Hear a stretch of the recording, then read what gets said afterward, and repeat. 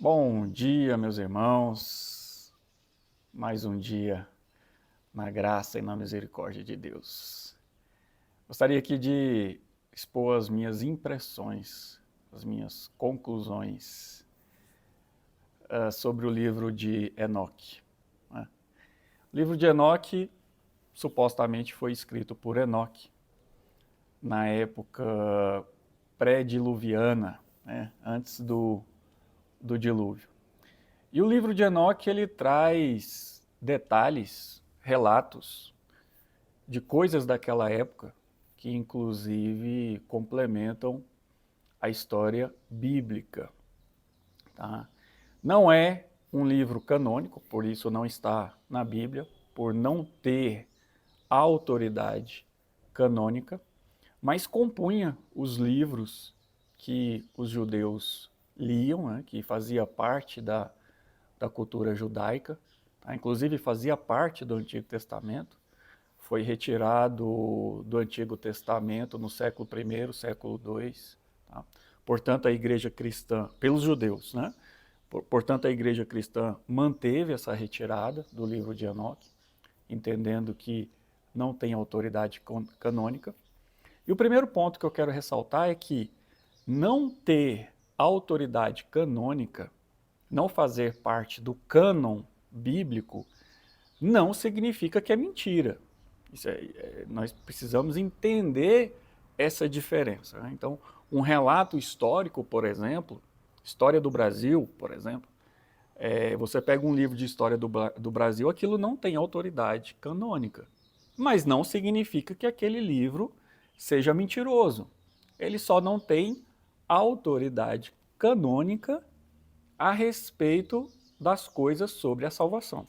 Tá? Porque a Bíblia é o livro de Deus, é a palavra de Deus que contém todas as coisas necessárias para a nossa salvação. Então, um dos motivos de se excluir um livro da Bíblia é quando esse livro não trata especificamente de salvação. Então, esse é um outro motivo. Ou o livro não é cristocêntrico. Tá? No entanto, não significa que seja mentira. E eu particularmente acredito no livro de Enoque. Então a primeira característica, o primeiro ponto do livro que eu acho bastante interessante é que Enoque explica de onde veio os nefilins. Ele explica quem são os filhos de Deus que desceram, né, e coabitaram com as mulheres e gerando os nefilins, que eram os gigantes. Então ele explica isso. Inclusive no livro, esses anjos são chamados de sentinelas, as sentinelas. Inclusive ele dá os nomes dos líderes desses anjos. Ele relata que foram 200 anjos. Né? Isso contraria, a princípio, a teologia dos puritanos, que diz que esses filhos de Deus eram homens do povo de Deus que coabitaram com mulheres ímpias, né? com mulheres pagãs. E ali, quando Enoque dá os detalhes, você entende que não, eram anjos mesmo. Tá? E ele dá detalhes, dá o nome do líder desses anjos, dá a quantidade deles. Fala o que Deus fez com esses anjos depois dessa desobediência, porque o objetivo deles era escravizar a humanidade, o objetivo desses anjos era tomar parte da humanidade para eles. O livro de Enoque, inclusive, diz que esses gigantes estavam dominando sobre os homens, estavam comendo todo o alimento que estava disponível, trazendo fome sobre a terra, ao ponto de acabar o alimento que provinha dos animais, da agricultura, ao ponto deles começarem a matar os homens para comer a carne dos homens. Né? Então chegou a esse ponto. Então, essa riqueza de detalhes é importante. E é importante dizer aqui que reforça o que a Bíblia sempre diz. Então, o livro de Enoque não contraria a palavra de Deus, né? Complementa. E outro ponto interessante é que o livro de Enoque vai explicar o porquê do dilúvio, sabe? A Bíblia já diz o porquê. É porque a maldade e a iniquidade havia aumentado muito sobre a terra, não é? A Bíblia diz, e viu Deus que todo desígnio do homem era mau. E, inclusive diz, e Deus se arrependeu de haver criado o homem. Tá? Então, mas ali o livro, quando ele traz esses detalhes do que os gigantes estavam fazendo e qual era o objetivo desses anjos, desses chamados de sentinelas, o que eles queriam fazer e o que eles fizeram. Inclusive o livro dá detalhes assim, quem ensinou os homens a fazer espada foram esses anjos, ou seja, os instrumentos de guerra, a arte de guerra, o aprimoramento da violência foi ensinado por esses anjos. Né? Então o dilúvio ele é mais detalhado no seu porquê. Né? E qual é o porquê? Deus através do dilúvio, Deus deu um reset na humanidade. Então, esses anjos vieram, tiveram filhos com as mulheres, geraram gigantes e essa raça de gigantes estava corrompendo toda a humanidade. Né? Estava acelerando a corrupção da humanidade. Ao ponto de Deus olhar para a terra e dizer, eu só vejo maldade. Todo desígnio humano é mal. Então Deus usa o dilúvio para resetar a humanidade, para começar de novo, para dar um reboot no sistema.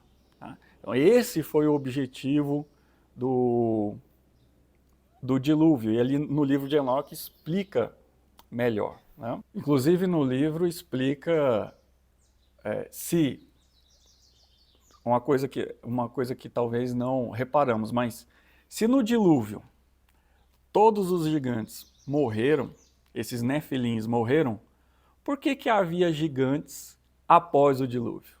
Golias era um gigante. Havia gigantes entre os filisteus. Por quê? Então o livro também explica isso. Né? Outro ponto que eu quero ressaltar, interessante do livro, é que para Enoque, Deus revela o dia do grande juízo, que ele chama o dia do grande julgamento. O livro de Enoque, ele é apocalíptico. Ele tem linguagem apocalíptica, então tem passagens que você não entende nada, não é?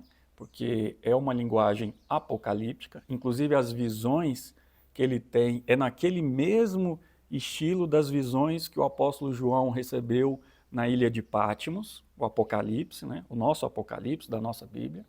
Então, possui aquela linguagem muito figurativa, mas dentre uma dessas visões que Enoque recebe de Deus, ele consegue ver a história da humanidade até o último rei de Israel. Então, ali está a história de Isaac, de Jacó, de Esaú, de Davi.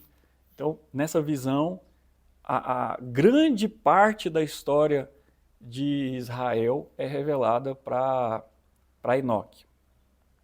Só que é uma linguagem apocalíptica. Ali ele está falando, eu vi uma ovelha, vi 2 vacas, e aí isso representa pessoas ao longo da história. Né? Mas vendo os fatos, você percebe que ele está falando de José, aí ele está falando dos irmãos de José, está falando que José seria levado para o Egito, né, e que lá no Egito ele iria se tornar governador. Isso já estava ali, no livro de Enoque. Interessantíssimo. Portanto, o livro tem uma mensagem apocalíptica e profética. Inclusive, antes de Moisés, antes da lei, Enoque já havia recebido de Deus essa revelação de que haveria um dia do grande julgamento. Ele chama de o grande julgamento. A nossa Bíblia chama o grande e terrível dia do Senhor. Né? E ele diz, olha, depois desse julgamento, aonde não é só a humanidade que vai ser julgada, vai ser julgado todas as coisas, tudo. E aí nós entendemos algumas coisas. Né? Quando o apóstolo Paulo diz que nós, inclusive, a igreja, inclusive, vai julgar os anjos, essa passagem sempre me soou estranho. Como assim julgar os anjos? Né?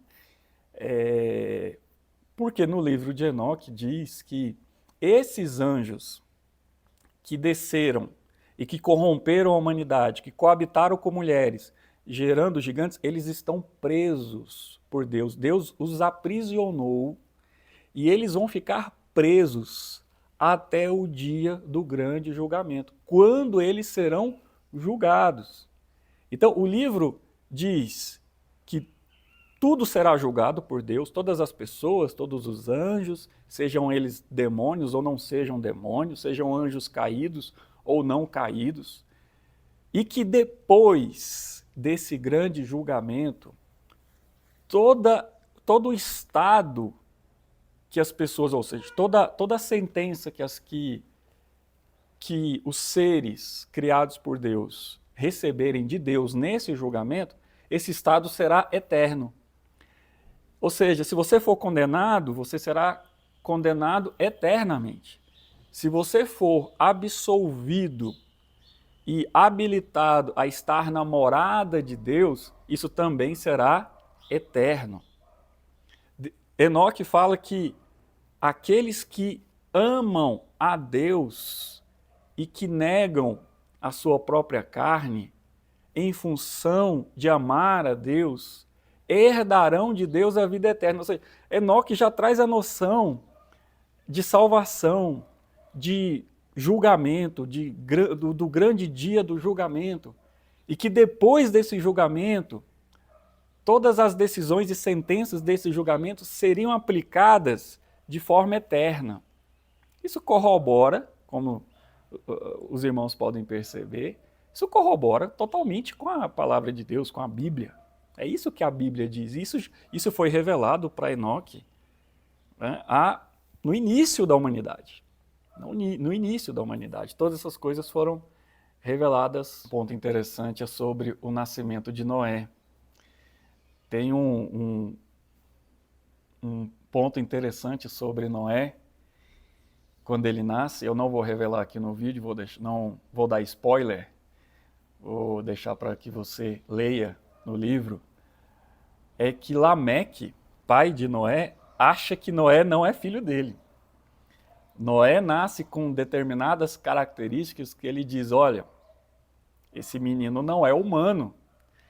E ele vai até Enoque saber o que está acontecendo. Né? Por que Noé nasceu daquela forma, ao ponto dele achar que não era filho dele e que aquele menino não era humano. Né? Não é filho dele no sentido de que houve uma traição, um adultério, não.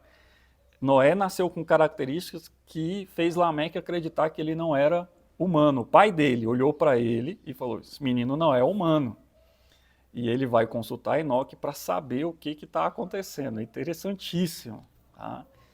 E é nessa passagem, inclusive, que explica por que haviam gigantes, mesmo após o dilúvio. E qual é a origem desses gigantes pós-dilúvio? Então, o livro de Enoque explica os gigantes pré-dilúvio, que tinham uma determinada origem, e explica os gigantes pós-dilúvio, que tem uma outra origem, né? Não tem a mesma origem, não tem a mesma formação. Okay? Então, aconselho a leitura. Não encontrei nenhum ponto do livro de Enoque que contraria as Escrituras, que vai contra a palavra de Deus. Concordo que é um livro que não tem autoridade canônica, pela falta de cristocentridade. Tá? O livro ele precisa falar a respeito de Jesus para que seja um livro bíblico, né? Então, a autoria ela é duvidosa, porque partes do livro os historiadores entendem que foi Noé que escreveu, então tem mais de um autor, o único autor não é Enoque, né? Mas é um livro, acredito eu, conter verdades principalmente da época pré-dilúvio, que explica muita coisa, inclusive, que está na Bíblia, que está na palavra de Deus. Isso enriquece o nosso conhecimento. Outro ponto que o livro reforça, é muito sutil, mas o livro reforça essa ideia de que, como esses anjos vieram e quiseram subjugar a humanidade, querendo para si servidão e adoração dos homens. E por isso eles vão receber o juízo de Deus. O livro nos mostra que o Senhor Deus, quando criou o homem, estabeleceu que ele, Deus, se relacionaria diretamente com o homem, como era no Jardim do Éden. Deus não delegou o relacionamento com o homem para nenhuma outra criatura, nenhum outro anjo, nenhum outro principado, nenhuma outra potestade, nada daquilo que já existia tomou o lugar de Deus. Na vontade do Senhor, na vontade dele, ele não colocou nenhuma criatura entre ele e o homem. O objetivo de Deus sempre foi se relacionar diretamente com o homem. E isso é fantástico. O Deus eterno, o Deus criador de todas as coisas, o Deus que é infinito, o Deus que nem o céu dos céus podem conter a sua glória. O Deus Todo-Poderoso, ele objetiva, e é objetivo dele ainda, e esse é o plano da salvação, é que ele se relacione conosco diretamente. E por causa do pecado, ele envia o Senhor Jesus, a segunda pessoa da Trindade, para nos salvar e restabelecer esse relacionamento direto. E é por isso que a idolatria é um pecado tão horrível, porque ele coloca entre nós e Deus terceiros, que Deus nunca teve o objetivo de colocar. Nem o anjo mais santo do céu, nem Gabriel, Miguel, Rafael, nenhum desses foi colocado, por mais que sejam santos anjos, nenhum deles foi colocado para se relacionar com o homem no lugar de Deus. O Senhor sempre objetivou ter um relacionamento direto conosco. Esse relacionamento direto foi quebrado por causa do pecado, por causa da queda de Adão. Mas Deus tem um plano de salvação que restaura esse relacionamento. E no céu, esse relacionamento, uma vez que seremos restaurados, completamente livres do pecado, esse relacionamento vai voltar a ser o que era antes, de forma direta, de forma imediata. Glorificado seja o nosso Deus. Que Deus te abençoe, que Deus te guarde, que Deus te dê um dia, uma semana abençoada em nome de Jesus.